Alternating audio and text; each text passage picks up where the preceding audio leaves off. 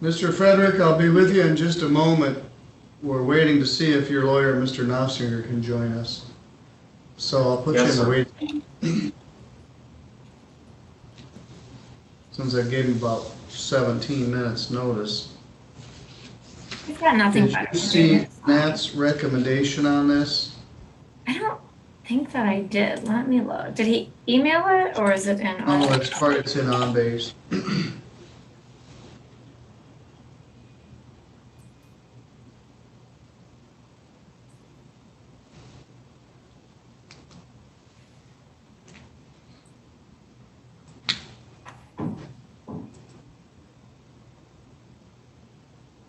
Oh, I did read this one a while ago.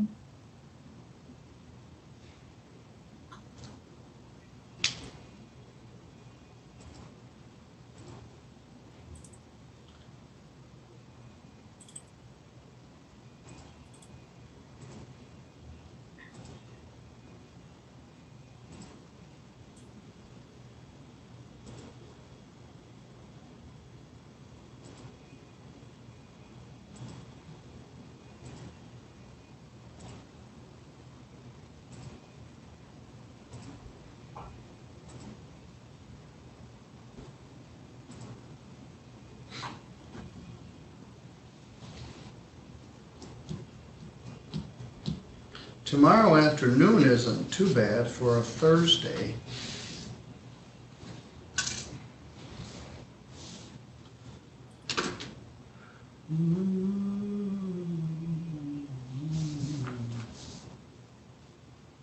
Let's see if we've got, here he is, bless his heart. Probably had to go find a shirt and pants. Whatever it takes. Good afternoon. Good afternoon, Luke. Thank you for joining us on short notice. Your client, Mr. Michael Sean Frederick, got arrested on a bench warrant for failing to appear on a probation violation. Let's break this down. Good afternoon, sir. Are you Michael Sean Frederick? Yes, sir. Well, we've met. I'm Judge Middleton. You're here on a charge. The original file is 201762, an alleged domestic violence second offense that occurred on August 17th on your, at that time, girlfriend Clara Vanderwall. You were charged domestic violence second offense and the prosecutor reduced it to a first offense. You missed several court dates and I gave you some time last year for failing to appear and running. You pled guilty to domestic violence on January 25th and you were placed on probation for 12 months. I gave you 31 days in jail, credit 1, leaving 30 days to serve, and I deferred all those days. So I was hanging 30 days over your head. You were not to engage in any assault or threatening behavior and otherwise comply with the terms of your probation. That was January 25th. Your probation agent, Matt Huff, filed a probation violation petition. So this is an arraignment on your alleged violation of your probation. So let me read you what the allegation is. That you were put on probation on January 25th and you failed to report. In fact, they were never even able to contact you. This probation never began. Despite my best efforts to contact Mr. Frederick via phone and mail, he's not had any contact with the probation department. So he filed a petition for a probation violation hearing, and that was on March 17th, and you didn't show up for that either. So then you got picked up on a bench warrant, and here we are. So I asked your lawyer, Luke Knopfsinger, to join us. Michael, how'd you get picked up yesterday? I was driving some girls home. What town were you in? Sturgis. So they pulled you over and found this warrant? Yes. Luke, Matt recommends 93 days in jail. my inclination is to just revoke his probation and give him the original 30 days that I ordered. This probation never got off the ground. Would you like to talk to him briefly in a breakout room? Yes, please, thank you. All right, thank you, Luke. And I really do appreciate you coming in on short notice. I know you're not just sitting around waiting for my phone. But the problem is, you know, I'm leaving on a trip, and I wanted to try to do this before I go off the grid for a while. Yeah, no, thank you. I'm gonna go grab the DVD real quick. All right, thank you.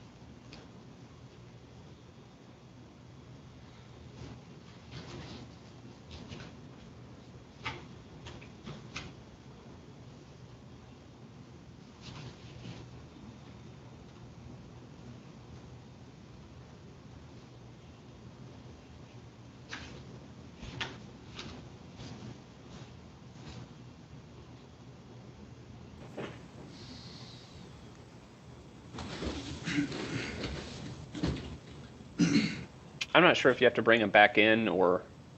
Yeah. Oh, there we go. All right. Now, Mr. Frederick, you're charged with a probation violation for failing to report. We set an arraignment for that to tell you the charge, and you didn't show up for the arraignment. So first of all, we gave you notice to appear, you did not appear, and then we issued a bench warrant for your arrest. But at that hearing, you have the right to be represented by an attorney, and if so, I would have Mr. Nostiger to represent you. The prosecutor would have to prove that you violated the terms of probation by at least a probable cause standard. You'd have a right to have witnesses called, testify yourself, and have a finding of probable cause. You do not have a right to a jury trial on a probation violation. Mr. Knopfinger, have you had an opportunity to talk to him? Yeah, we're prepared to make an admission today. All right. Mr. Frederick, are you going to admit that you failed to report for your probation? Yes, sir. And you also failed to report for the arraignment. Where have you been? Oh, pretty much bouncing around from couch to couch, friend to friend, trying to get my stuff back together since, yeah, just bad times. Nothing illegal, nothing in trouble. Why didn't you show up on March 17th?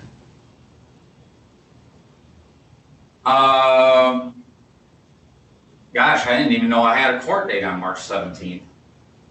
Well, we've been sending your mail to 201 West Congress, which is what you gave us.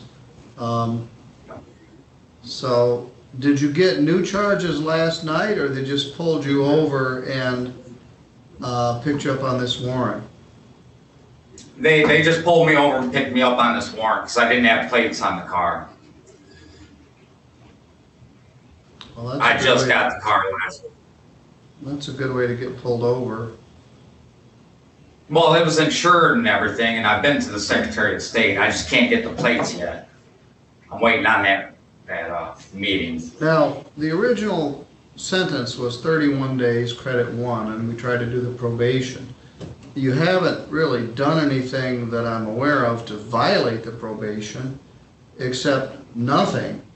Matt was frustrated. He's not available today. But this was a this was a bad assault. But I believe I actually heard from Clara at the sentencing. Ms. Davis, what's your thought here? Believe it or not, I wasn't here for the original sentencing on this, but I did pull up the photos and reviewed the report and looked at a little bit of the video. There was actually another witness that was in the apartment at the time this argument was going on, and she reported that not only did Mr. Frederick beat on Clara, but he also had her trapped in the bathroom for a period of time. This was more serious, I think, than what Mr. Frederick is alluding to with what happened here. And I don't know what he's been doing for the past several months, but the idea is that the probation is in lieu of having a jail sentence for the punishment. And understanding he hasn't been caught doing anything illegal, but he didn't avail himself to the services that were offered to him through probation. So we would ask that an additional sentence of jail be imposed beyond the original 30 days that were reserved. Thank you. Thank you. To some extent, our rules of probation have been changed under some of the new Michigan Joint Task Force on pretrial incarceration, and the probation stuff is found at section 771.2, and it does not and there are some greater latitude in domestic violence cases, which this is.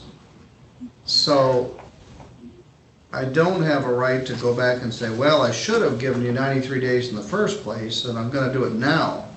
So, but I don't even know why you wanted to be on probation, because you wanted to get out of jail, and you didn't do anything.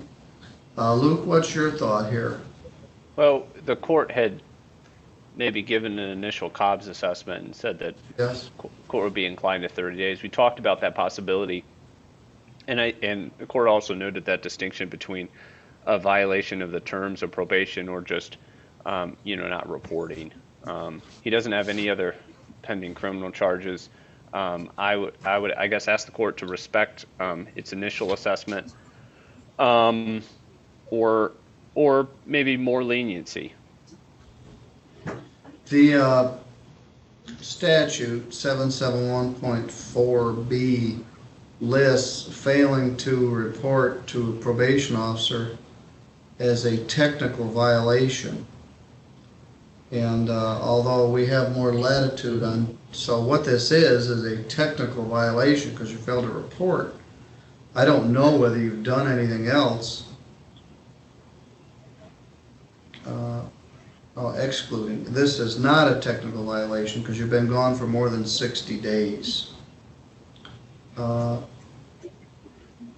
Let's see here, you were put on probation January, yeah, more than 60 days, so it's not a technical violation because it's been more than 60 days.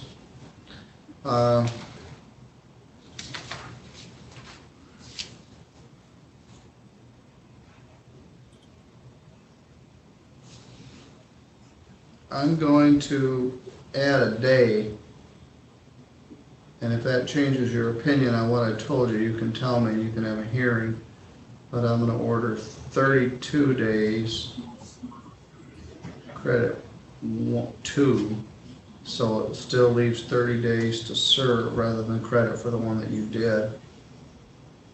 Your probation is revoked.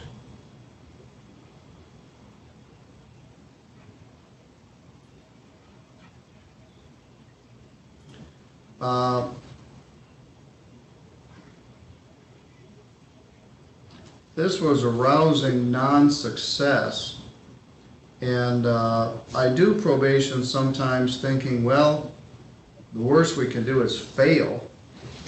And unfortunately, we've had a lot of these lately where I stick my neck out, put somebody on probation and try to make a go of it and don't meet with much success. So I'm not sure if I should keep trying to do that or just drop the hammer the first time, but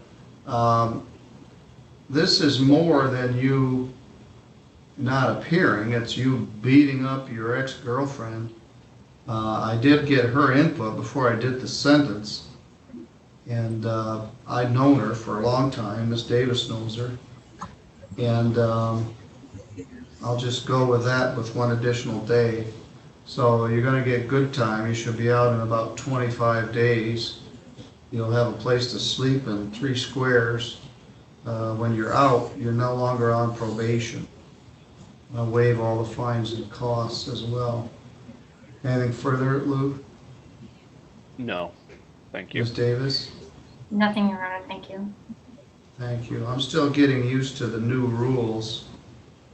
I have to refer them every day. All right, Mr. Frederick, you're good to go. I think you knew this day was coming. I figured you just quit showing up. Eventually they'd catch up with you, and they did. Thank you both for coming in on short notice.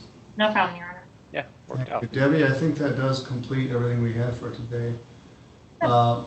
Luke, I don't have you for anything tomorrow afternoon, so I'll see you in a while. Safe travels. Thank you. All right, Debbie, I'll see you too tomorrow. Yeah.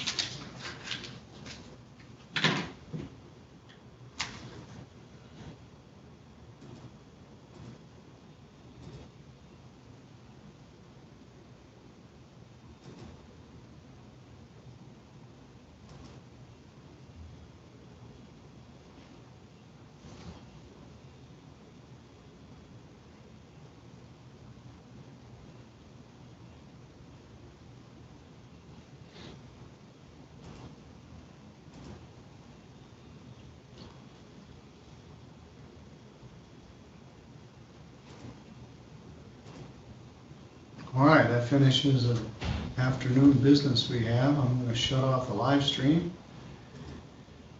And unless something else walks in the door, we've